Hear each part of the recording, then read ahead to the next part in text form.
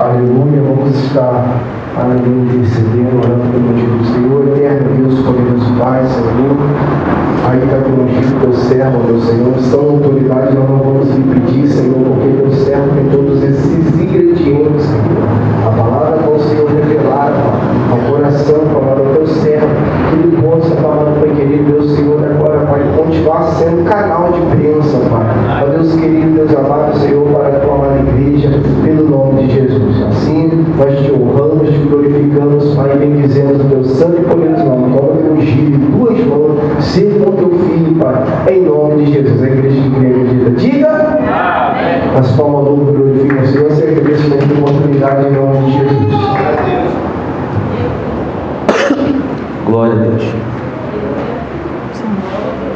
Glória a Deus. Paz do Senhor para os irmãos, amém? Amém. Glória a Deus. Quem está sentindo a presença de Jesus pode dar um glória para Jesus de Nazaré?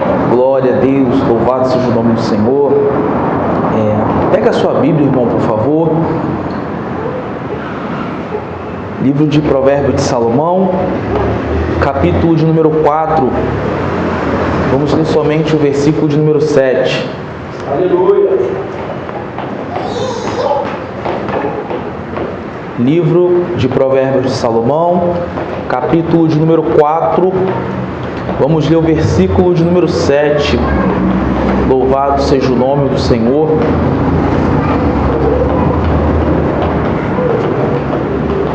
Glória a Deus.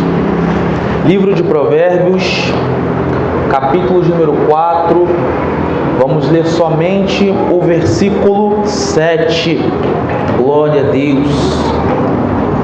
Tem que louvar ao Senhor, está trazendo esta palavra nessa noite, e eu creio que o Senhor falará conosco, nos dará direção para os nossos corações, amém?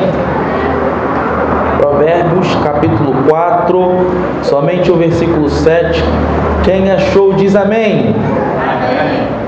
Diz assim: a sabedoria é a coisa principal, adquire, pois, a sabedoria, sim, com tudo que possuís, adquiri conhecimento.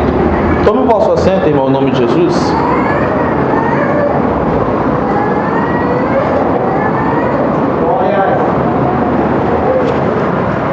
Louvado seja Deus. Meus irmãos,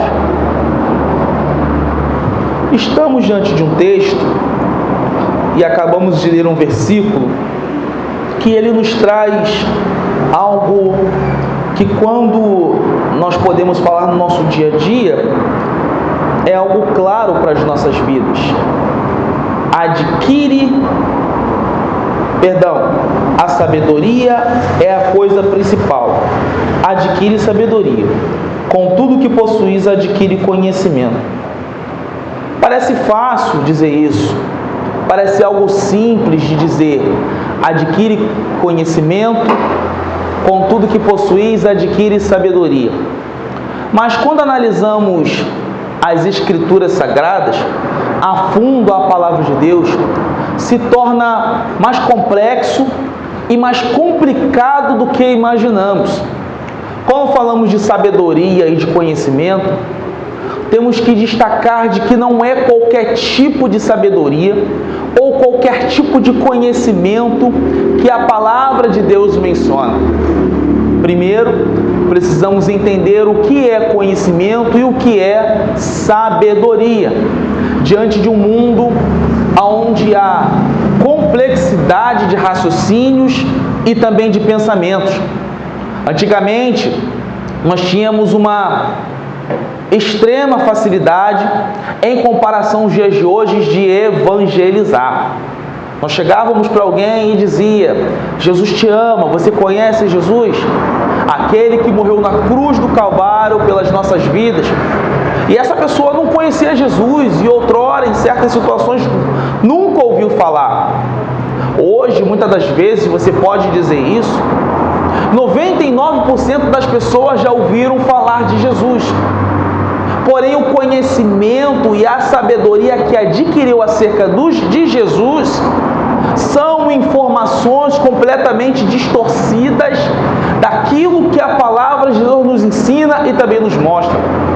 Aí você pode parar e me perguntar nesse momento: presbítero, como eu entendo qual é a verdadeira sabedoria e o verdadeiro conhecimento? Porque quando nós entendemos o que realmente são esses dois atributos, nós vamos fazer o que o verso 7 diz. A gente leu que a sabedoria é a coisa principal para nós adquirirmos. E tudo que nós possuímos, nós adquirimos o conhecimento. Quando a gente entende o que são esses dois, como que nós vamos fazer para buscar isso? Quando entramos dentro desse contexto histórico, a gente vê que não todos os provérbios, a maioria foi escrita por Salomão. E foi num período onde Deus mais o abençoou com informações vindas do céu. Lembrando também de que Salomão foi aquele homem de que ele entendeu, de que ele assumiria um reinado, e dentro desse reinado ele entendia que não era uma participação comum. Ele não poderia fazer aquilo que ele queria. Se eu pegar a minha casa, eu sei que eu vou reinar na minha casa porque eu sou o dono do lar. Eu sou o líder do lar. Se a gente pegar um consultório médico, quem é o líder de lá, quem que tem o maior conhecimento são os médicos. E como que ele fez para adquirir esse conhecimento e toda aquela sabedoria? Estudando. Ele não pegou e desenvolveu aquilo por si próprio. Se a gente entrar, talvez, no consultório veterinário, é a mesma coisa. Alguém sentou e estudou para adquirir aquela sabedoria, aquele conhecimento. Agora, quando assumimos algo de Deus, quando somos colocados em um lugar onde Deus nos permitiu estar, que sabedoria nós usaremos? Que conhecimento nós colocaremos para a prática? Haja vista de que não é aquilo que nós aprendemos do lado de fora. Porque aquilo que aprendemos do lado de fora não se chama na sabedoria e nem conhecimento, se chama experiência de vida. Presbítero, mas como eu recebo sabedoria e conhecimento para lidar com as coisas de Deus? Somente do céu virá isso. Somente dos reinos celestiais o Senhor dará sabedoria e o Senhor dará conhecimento. E Ele nos mostra que não é coisas comuns. Não é em qualquer lugar que você vai conseguir adquirir isso. Porque a gente entende que tudo aquilo que é valioso para as nossas vidas, ele não vem de graça. E como não vem de graça, nós conseguimos entender também que por não vir de graça, algo será sacrificado para adquirir aquilo. É por isso que ele fala na parte B: com tudo que possuís, adquire o conhecimento. Salomão sacrificou muitos jejuns e orações para adquirir aquilo que ele precisava. Deus, quando se manifesta, ele diz para ele: o que você quer que eu faça por você? O próprio Deus achando, não usando a sua... não usando o seu poder de saber de todas as coisas, o que ele fez? O próprio Salomão pediu: Deus, me dá sabedoria, porque agora ele assumiria um reinado. Historiadores, eles acreditam que Salomão tinha por volta de 13 anos de idade quando ele se tornou rei. Era uma criança. Como a gente poderia dizer, essa criança terá sabedoria para assumir um reinado? Era uma criança. Nos nossos tempos estaria jogando bola, soltando pipa, talvez mexendo no celular. Nos períodos de antigamente estava assumindo o reinado.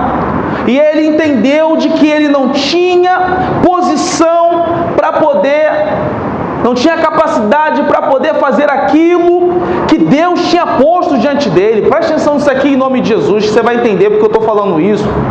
Ele sabia que ele não tinha condição de tamanho.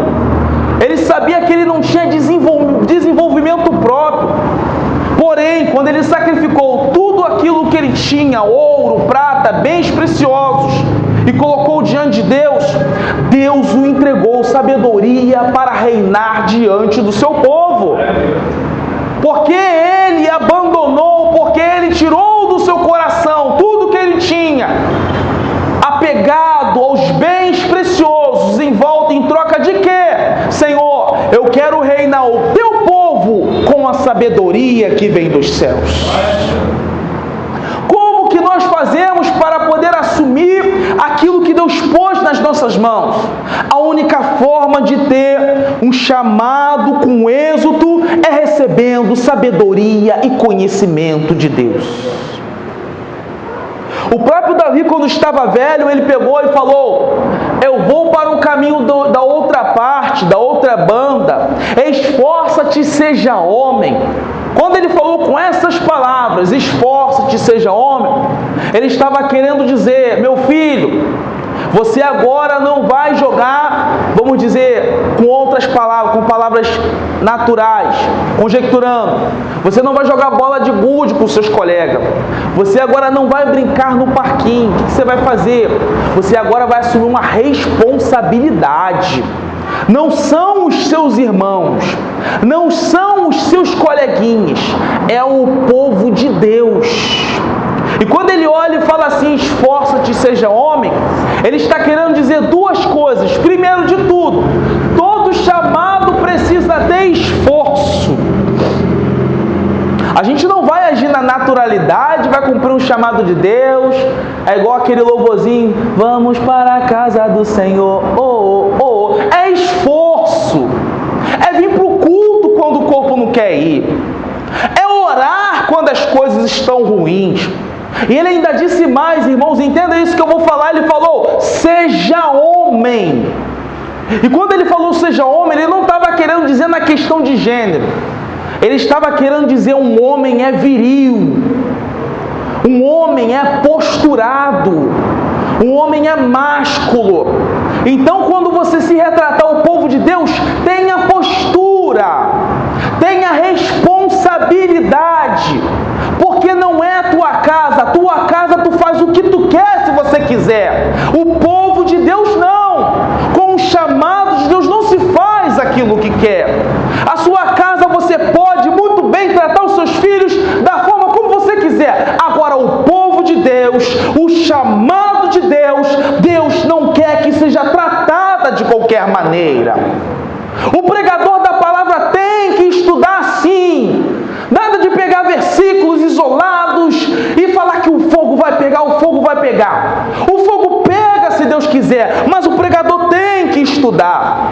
Se Deus chama para louvar, faça sim um curso de música, de cordas vocais. Se Deus te chama para o serviço, se aperfeiçoa, mas esteja presente. É responsabilidade. Responsabilidade ao sentar para ler a palavra. Responsabilidade para meditar nas Escrituras. Responsabilidade para dobrar o joelho para orar. É responsabilidade.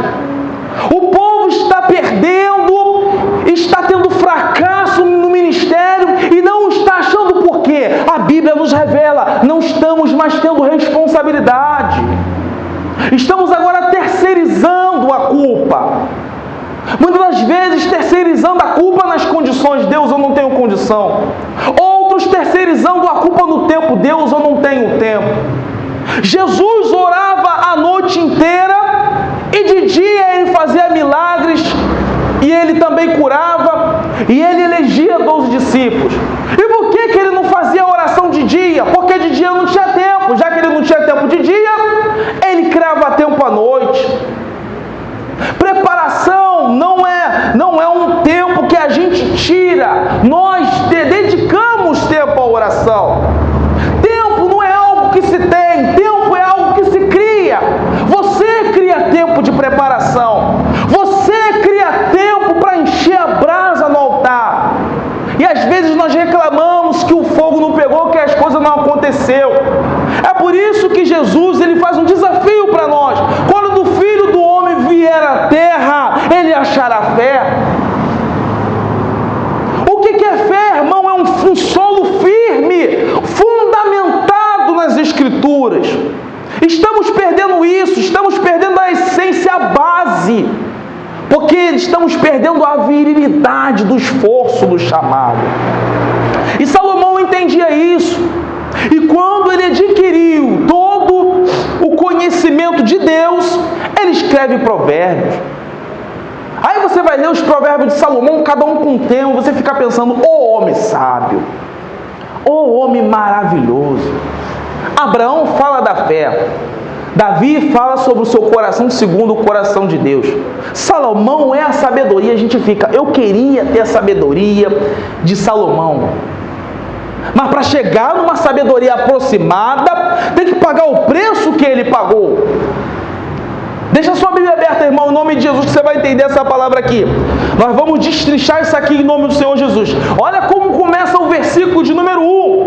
Ouve, filhos, a correção do Pai, e estai atentos para conhecerdes a prudência, pois eu dou-vos boa doutrina, não deixeis a minha lei. Por que ele fala sobre isso? Ele pede aos filhos para prestar atenção à correção do seu pai. Lembrando que Provérbios capítulo 4 agora, ele está em 3 tempos. Quando se fala acerca de pai, nós podemos destacar que esse provérbio, ele está no tempo relacionado a Deus com Israel. Podemos destacar também que é Jesus com os seus discípulos. E podemos destacar também que é o Espírito Santo com a igreja. Quando ele fala, ouvir filhos a correção do pai, ele diz também estar atentos para conhecer a prudência. Ele está querendo dizer que o pai está algo para falar, que o pai tem algo para poder desembanhar, informar, transmitir para os seus filhos. E através da transmissão, ele desenvolverá no seu filho algo chamado prudência. Aí você pode me perguntar, presbítero, o que é prudência? Prudência é a capacidade de prever quedas. Preste atenção nisso aqui em nome de Jesus. Todo filho que presta atenção naquilo que o pai está falando, desenvolve a característica de prever quedas. Presbítero, eu não entendi, eu vou te explicar. Eu entendo que o altar, ele está baseado em 3 passos. 1, 2, 3. Isso me desenvolve a prudência. Que tipo de prudência? De que se eu der o 4º passo, eu piso em falso. Eu entendo que o meu limite é dar 3 passos, porque se eu der o 4º, eu piso em falso. Eu posso cair, eu posso me machucar. E a prudência é isso. A prudência é a proteção que é desenvolvida em nós, baseado no que o Pai fala conosco. Louvado seja o nome do Senhor. E se Deus é Deus, e se Ele se apresenta como Pai, Ele nos tem como filhos. E se Ele nos tem como filhos, Ele quer o nosso bem. Mas muitas das vezes, presbítero, Deus diz não para mim. Muitas das vezes Deus fecha as portas. Muitas das vezes eu quero algo e Deus não faz. Muitas das vezes eu peço um milagre e Deus não faz o milagre. Hebreus capítulo 12, versículo 3, o que a Bíblia diz? Porque o Senhor corrige aquele que ama e só açoita todos que recebem por filho. Olha o versículo 7. Se suportais a correção de Deus, Deus vos trata como filhos, porque o filho ama a quem o pai não corrija. Deus só tem aquele que é filho quando ele recebe a correção, e recebendo a correção, ele recebe como filho, irmãos. Então, muita gente aí fora está dizendo, eu sou filho, eu não estou indo para a igreja, mas eu sou filho, eu estou afastado só da igreja, mas eu sou filho de Deus. Mentira, não é nada, porque a Bíblia diz, arrependei-vos que o Senhor está voltando, e ele ignora isso. Agora, quer que eu te mostre quem é filho? Quem ouve não aqui dentro, quem ouve espera um pouco aqui dentro e continua voltando a frequentar a esta casa. Quer que eu te mostre quem é filho de verdade? Quem Deus ainda não fez o milagre e ele ainda continua perseverando, orando e fazendo a vontade de Deus. Característica de filho é quando Deus diz não e ele continua ouvindo o seu pai. Características de filho é quando o pai corrige, mas depois ele fala assim, não, Deus fez isso e doeu, mas Deus só fez isso porque Ele me ama. E mesmo que doa, mesmo que eu não entenda, mesmo que muitas das vezes eu me constranja, o meu Pai ainda me ama, Ele quer o meu bem, e se Ele não fez isso, Ele tem algo maior para mim lá na frente. Quantos podem louvar o nome do Senhor? E outra característica que Ele desenvolve da pessoa, no filho: pois dou-vos boa doutrina, não deixe a minha lei. Verso número 2 que eu estou lendo, irmão.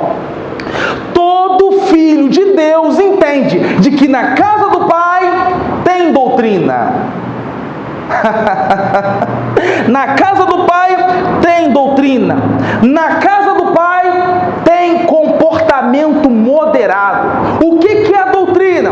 Doutrina são um conjunto de regras que estabelece um padrão. Na rua eu posso fazer aquilo que eu quiser. Também, se vier a consequência, eu vou pagar pelas minhas consequências. Na casa do Pai, Ele fala que quem manda sou eu.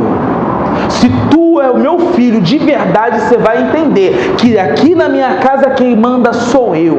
A hora que entra, a hora que sai, a hora que mexe, a hora que não mexe, a hora que faz, a hora que não faz, a hora de dizer vai e a hora de dizer não vai. Todo aquele que se entende por filho sabe que diante das asas do Pai, debaixo da cobertura do Pai, tem doutrina.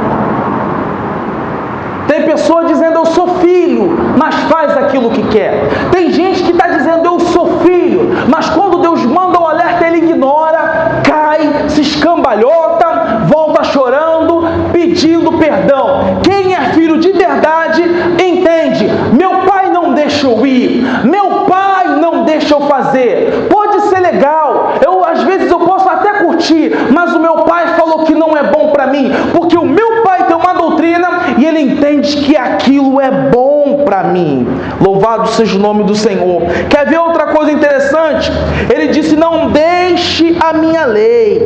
Louvado seja Deus, porque além de ter prudência, além de ter doutrina, também tem a importância de não deixar a lei. Porque tem pessoa que desenvolve a prudência, desenvolve a doutrina, mas abandona a lei. O que adianta, irmão? Receber do Senhor a conversão. Deus te recebe por filho a adoção.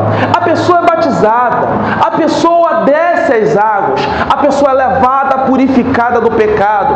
A pessoa muitas das vezes entra na escala das coisas. Muitas das vezes é ungida obreiro, diácono, diaconisa, missionária, mas no final abandona a lei. O que adianta ter feito aquilo tudo? O que adianta o Senhor ter te lavado, limpado, purificado, estruturado, te enchido, moldado o vaso, preenchido, derramado azeite? No final tu dá mole e abandona a lei de Deus. Não abandone a lei do Senhor. Deus tem por valioso aquilo que Ele pôs em você. E eu vim te falar nesse exato momento, você que está aqui nessa noite, porque palavra para quem está presente não é para estar ausente. Deus tem algo com você. O Senhor investiu em você. Ele investiu prudência, Ele investiu doutrina, Ele te deu unção, Ele te deu sabedoria. Então não abandone a lei do Senhor. Não abandone a lei de Deus. Louvado seja o nome do Senhor. Glória a Deus.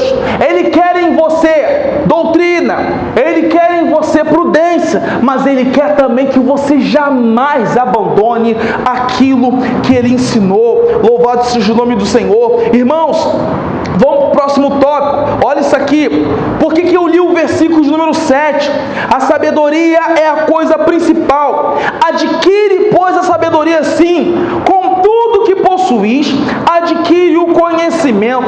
Porque a sabedoria, irmãos, a sabedoria é o foco principal do chamado. Ter sabedoria. E o que é sabedoria, presbítero? Sabedoria é a capacidade de desenvolver situações certas, respostas certas em momentos difíceis. Ou seja, toda pessoa que tem sabedoria de Deus, haverá momentos de turbulência, haverá momentos de pressão, e Deus, através do conhecimento que Deus deu a ela terá capacidade de tomar decisões difíceis. Tudo isso vem através do conhecimento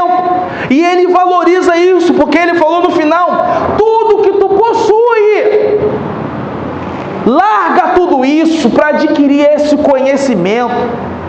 Se você tiver carro, casa, se você tiver tecnologia, abandone a isso, sacrifique a isso. Qual é o valor desse conhecimento? Para dizer que tudo que você tem de material, de valor, então tudo isso que você olha para você e fala assim: não, eu conquistei tudo isso, eu conquistei uma família, eu conquistei um casamento, eu conquistei carro, casa, eu conquistei empresa, conquistei patrimônios, tenho casas alugadas. Então tudo isso que você tem não é mais valioso que o conhecimento que Deus tem para te dar. E quando Deus derrama esse conhecimento, você adquire sabedoria. Agora vamos pela Bíblia, irmão. O que é sabedoria? Isaías capítulo de número 13. Louvado seja o nome do Senhor. Se você puder abrir aí, irmão. Se você não puder, eu estou abrindo aqui rapidinho para a gente ganhar tempo. Isaías capítulo de número 13. Louvado seja o nome do Senhor.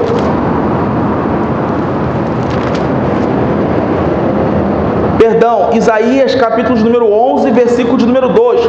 E repousará sobre ele o Espírito do Senhor, o Espírito de sabedoria, de inteligência, o Espírito de conselho, de fortaleza, o Espírito de conhecimento e temor do Senhor. Então, acerca dos 7 Espíritos de Deus que está sendo citado em Apocalipse, acerca dos 7 Espíritos de Deus, 2 deles são sabedoria e também conhecimento. Presbítero, não entendi ainda o que é sabedoria e conhecimento.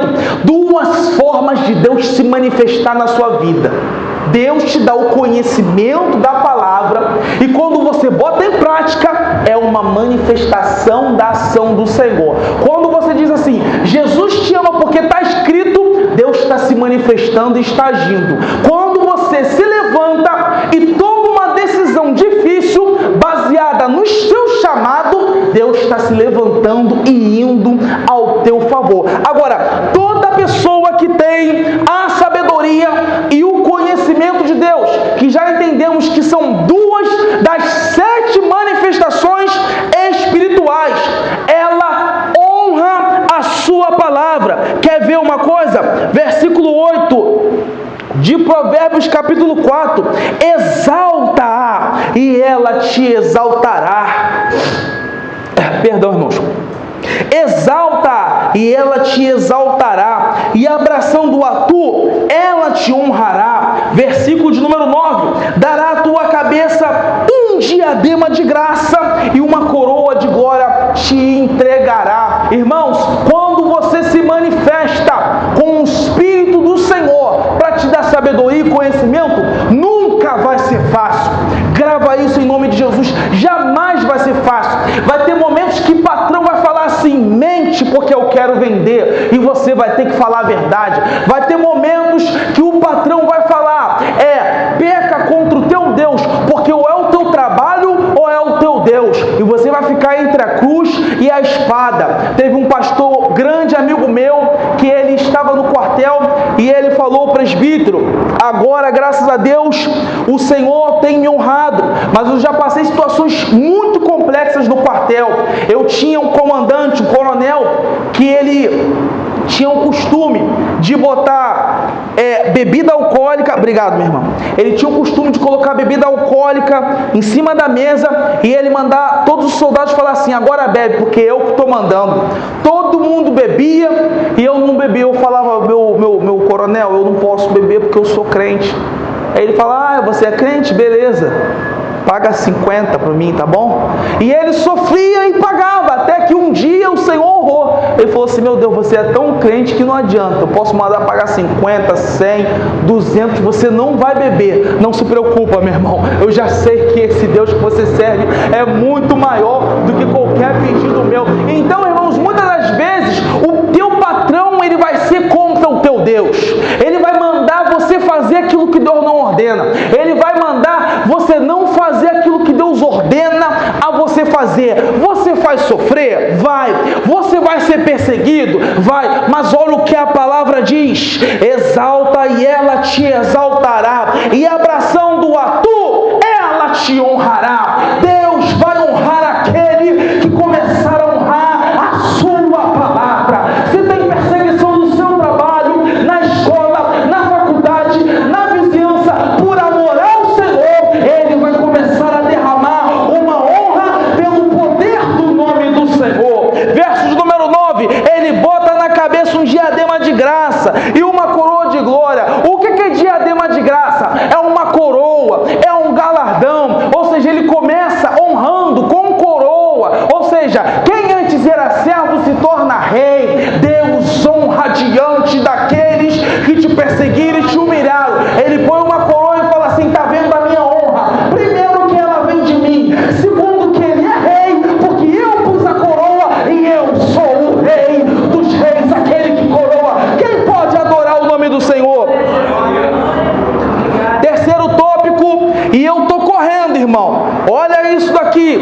Quem tem a sabedoria de Deus não se mistura com o ímpio. Preste atenção nisso aqui. Quem tem a sabedoria de Deus não se mistura com o ímpio. Olha isso aqui, irmão. Verso de número 14. Não entre na vereda dos ímpios, não ande pelo caminho dos maus. Estamos falando de alguém aqui que já recebeu sabedoria e conhecimento e vendeu tudo, certo? Verso de número 15. Evita-o, não passe por ele, desvia dele, passa de largo. Verso 16. Eles não dormem se não fizerem mal, e não foge deles o sono se não fizeres tropeçar alguma coisa. Verso número 17. Porque comem o pão da impiedade e bebem o vinho das violências. A gente leu 3 versículos que só fala coisa que o ímpio faz, e ímpio não foi feito para fazer o bem. Quem está na condição de ímpio só praticará uma coisa: impiedade. Ah, mas eu conheço uma pessoa que ela é muito boa, ela é boa de coração. Sendo ímpio? Eu vou ler de novo para você. Não entre na vereda do ímpio, não é para entrar. Não ande pelo caminho do mal. É o caminho do mal? Não é para andar. Verso 15. Evita, é para evitar mesmo, irmão. Não é para você falar: ah, não, é só dessa vez. É para evitar. Desvia dele, passa de largo. Olha o que o ímpio faz. Ímpio não dorme. Versículo número 16. O ímpio não dorme se não fizer o mal. Ele vai buscar o mal e ele não vai descansar enquanto ele não fizer uma maldade. Foge dele o sono se não fizer tropeçar alguém. Ou seja, se você anda com o ímpio, a primeira pessoa que ele vai fazer tropeçar é tu. Ele não vai descansar enquanto não te pegar num erro. Versículo de número 17. Ele come o pão da impiedade. Irmão, o que é pão, irmão? Alimento diário. Para o ímpio ser ímpio, continuar sendo ímpio, ele tem que comer o pão da impiedade. Ou seja, todo dia não tem que comer pão, todo dia não tem que tomar café, almoçar e jantar. Todo dia ele vai praticar a impiedade. Todo dia vai alimentar a condição dele de ímpio, fazendo mal para as pessoas. Ele bebe o vinho das violências.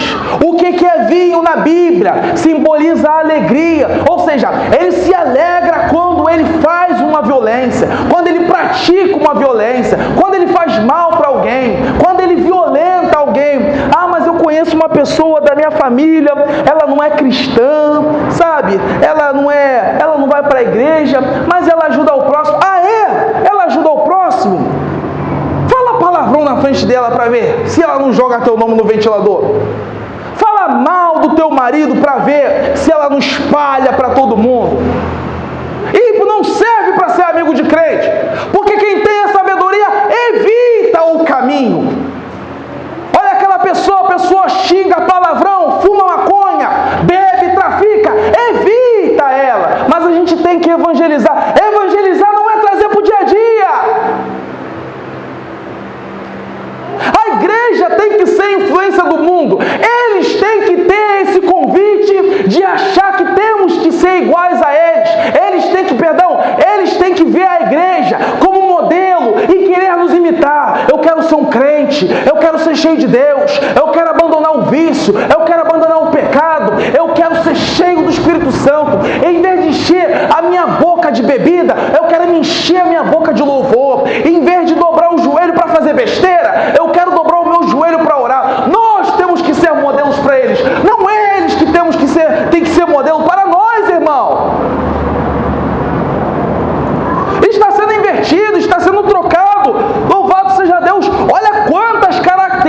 buscas, ele dá para o ímpio e ele fala: evita, passa de largo. E ele só dá um versículo para falar do justo, versículo número 18: mas a vereda dos justos é como luz da aurora, que vai brilhando mais e mais até ser dia perfeito. Por que ele só fala isso sobre o justo? Porque quando é justo diante de Deus, ora, busca a palavra, santifica, renuncia ao ímpio. Quando ele faz todas essas coisas, ele começa a brilhar. E começa a brilhar. E aumenta o brilho. E aumenta mais e mais. E sabe qual é a importância de aumentar o brilho? Porque o brilho da luz ofusca trevas. Além de você não se aproximar do ímpio para trazer como amigo para você quem está próximo de você, ou se converte ou se afasta, porque se ficar próximo de você, ele não aguenta, ele começa a cantar os louvores que tu canta, ele começa a dobrar o joelho na hora que tu dobra, ele até vai pro culto no dia que tu vai, irmão. É por isso que quando você busca a Deus, muita gente se afasta. É por isso que quando você se aproxima do Senhor, você fica sozinho. Porque hoje a tendência é muito maior. Vou me afastar dele porque ele está santo demais. Em vez de se apegar naquele crente fervoroso, para você se fervorizar também. Busca o Senhor, que a tendência de Deus é te fazer brilhar, para te fazer influenciar. Você que está me ouvindo nessa noite, tu não foi feito para ser influenciado. Deus te deu a condição de brilhar e ofuscar as trevas, irmão. Tu vai ofuscar as trevas. Aonde você está, eu não sei onde tu mora, mas o poder do diabo na tua vizinhança não vai prevalecer. O poder do diabo na tua escola, no teu trabalho, na tua faculdade não vai prevalecer. Porque se tu brilha, tu vai incomodar a impiedade. Mas uma hora, a luz vai afastar as trevas, irmão, pelo poder que há no nome de Jesus. E para poder encerrar, tópico final: a sabedoria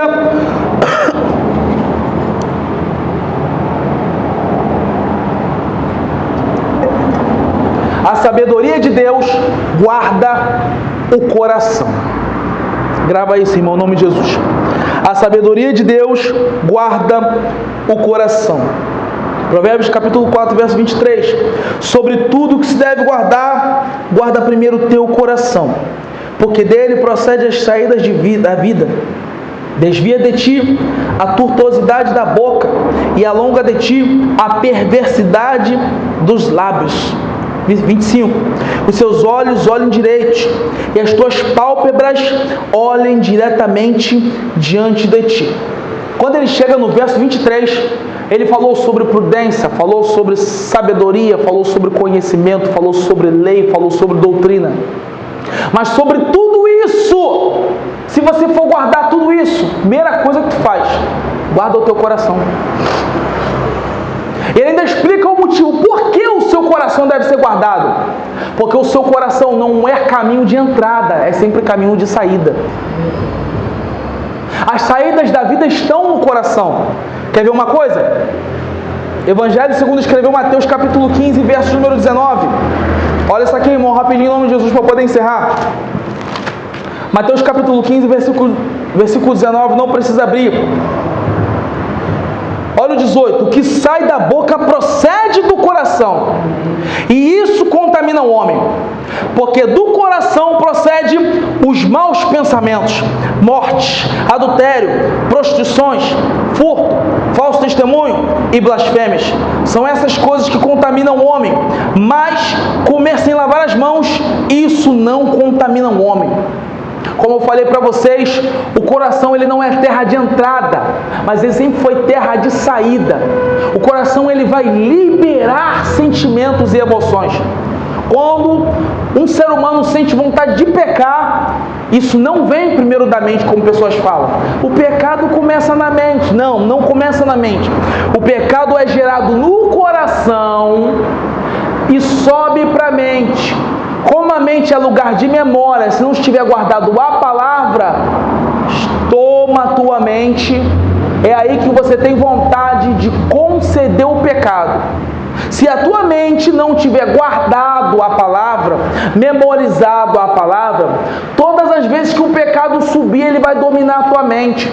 Então, quando Salomão ele fala, guarda primeiro o teu coração, porque ele ensina tudo isso, mas o que adianta você receber tudo isso de Deus, se afastar do ímpio e no final você não guarda o coração, você perde tudo isso. Eu decido guardar a lei, mas eu não guardo o meu coração. Quer ver outra coisa? Salmo de número 119. Louvado seja o nome do Senhor. Já estou encerrando, irmão. Essa é a última passagem que eu abro. Salmo de número 119. Olha isso aqui em nome de Jesus.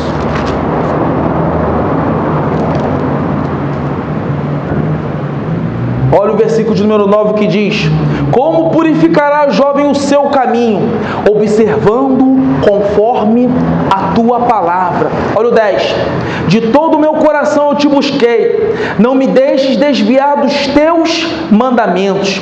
Escondi a tua palavra no meu coração, para eu não pecar contra ti. O coração vai falar para você, peca. O coração vai falar para você, mente. O coração vai falar para você, rouba, assassina, adultera.